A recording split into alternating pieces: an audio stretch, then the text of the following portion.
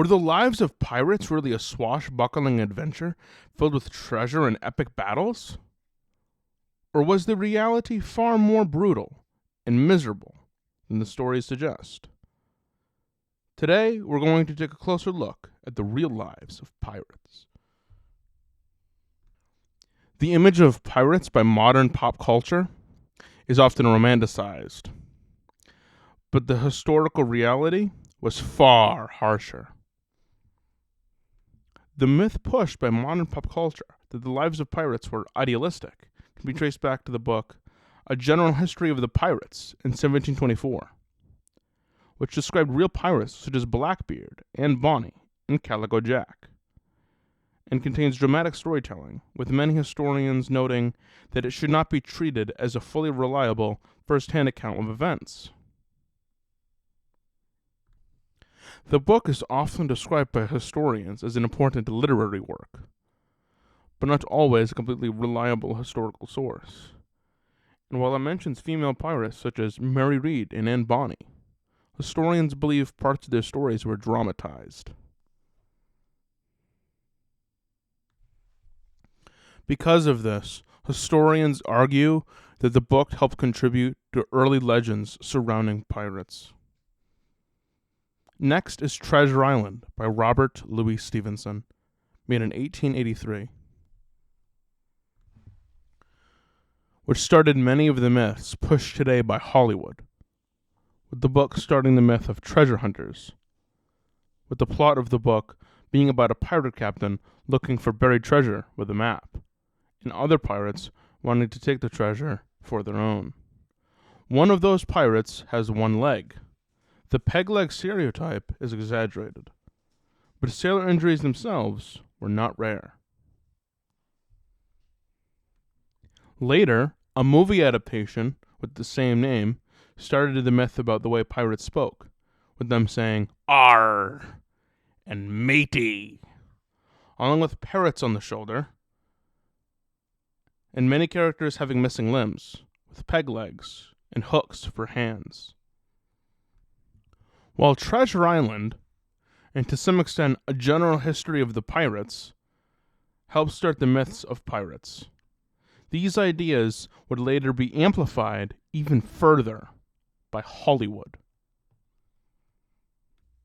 The myth of the charming and somewhat heroic pirate on a grand adventure is pushed primarily by Hollywood and Treasure Island, when the reality is quite different.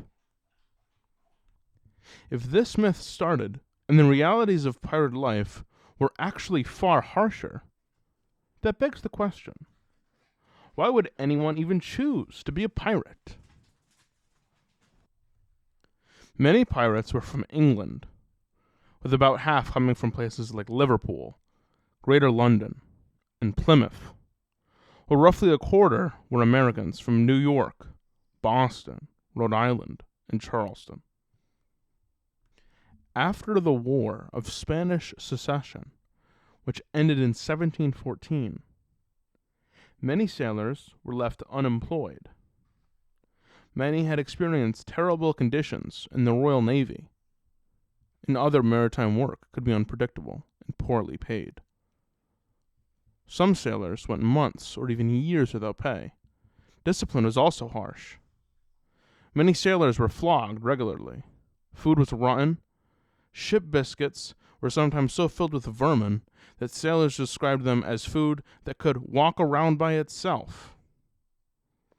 Under these conditions, piracy began to sound far more appealing to young sailors in their mid to late 20s.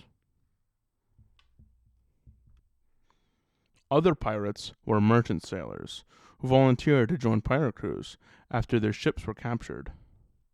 Meanwhile, others chose piracy to escape slavery in the West Indies, with many African pirates being accepted into crews. Some were not accepted, however, and because pirates were more motivated by profit, some captured Africans were sold back into slavery. Others may have joined pirate crews to escape life on land, where they faced persecution, with some historians suggesting pirates formed very close relationships with fellow crew members. On many merchant and navy vessels, captains had absolute authority over the crews. Pirate ships were different. Captains were frequently elected by the crew. Their authority was limited, and crews could even mutiny against them if they abused their power. Because of this, pirate ships were sometimes considered surprisingly democratic compared to other ships of the time. The most successful pirates sometimes made fortunes attacking ships involved in the Indian Ocean spice trade, although piracy in the Caribbean was also common. In many cases, pirates were simply doing many of the same things they had done during wartime, only now it was illegal. But piracy came with a heavy price.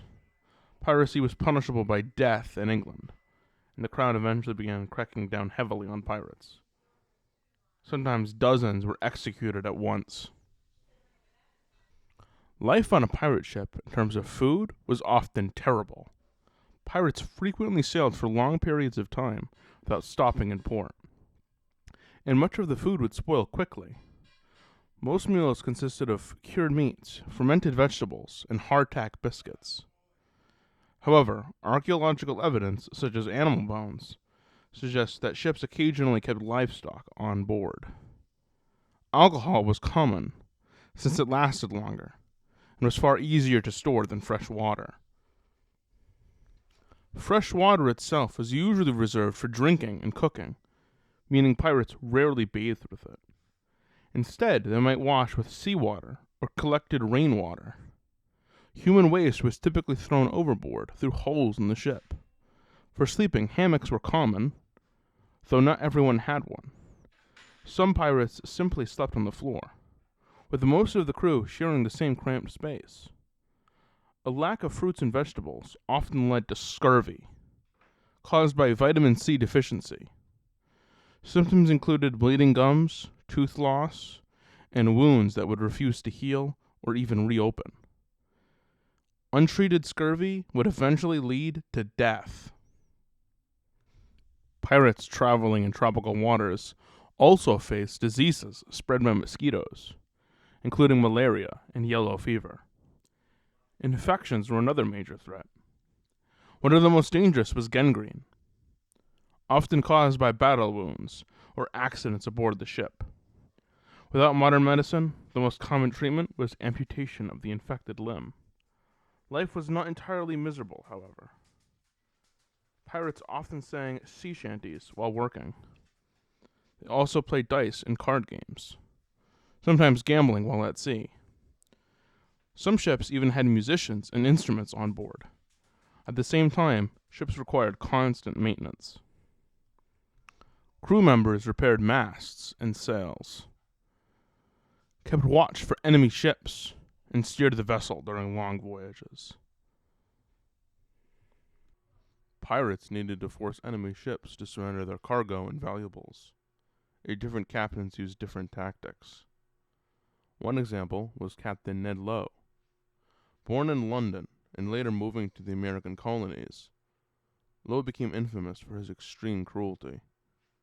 In one attack on a Spanish ship, he reportedly captured 53 men and their cargo, then personally killed all 53.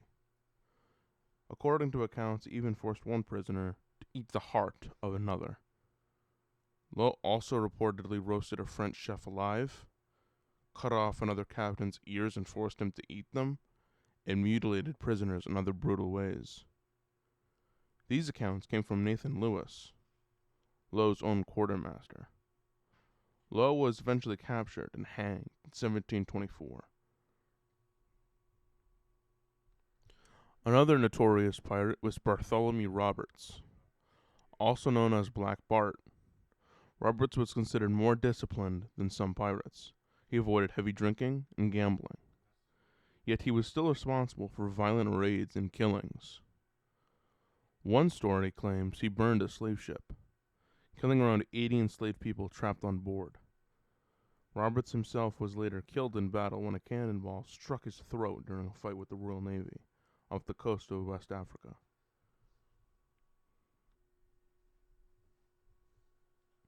Edward Teach, better known as Blackbeard, was famous for using fear as a weapon.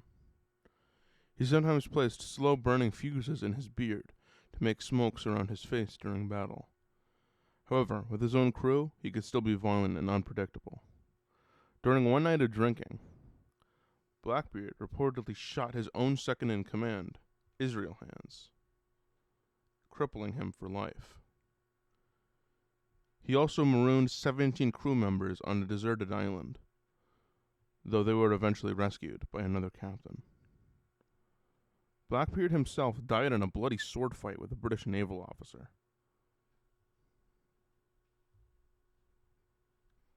Other pirates gained reputations for even worse brutality. The French pirate François Olonais was infamous for torturing prisoners, cutting pieces of flesh off victims, and forcing them to reveal information.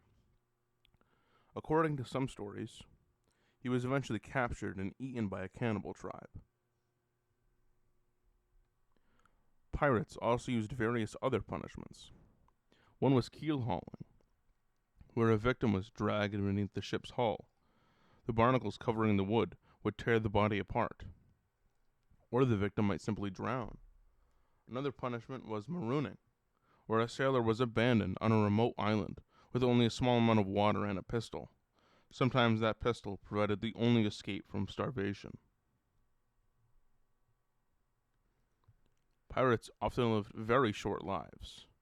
Many pirate careers only lasted 2 years.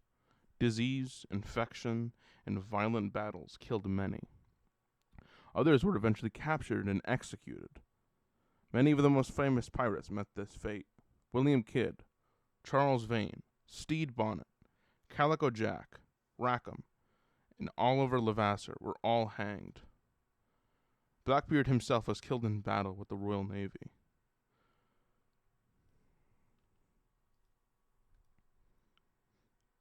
The pirate Bartholomew Roberts once summed up pirate life with this quote: "In an honest service there is thin commons, low wages, and hard labor. In this, plenty and sanctity, pleasure and ease, liberty and power. No, a merry life, and a short one shall be my motto."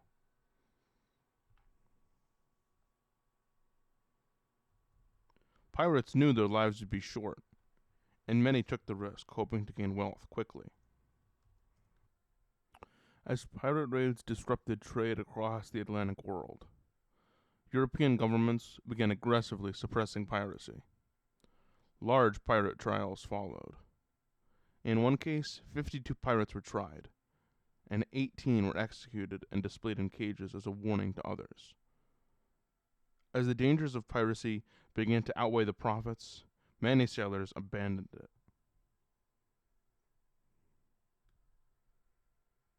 All in all, the image of pirates promoted by modern pop culture is often romanticized, but the historical reality was far harsher. While films and stories portray pirates as charming rogues on grand adventures, the truth was far darker. Pirates often lived short, violent lives, filled with disease, brutality, and constant danger. The reality of pirate life was very different from the myths that later pop culture created. That concludes the myth of pirate life. Thank you for watching.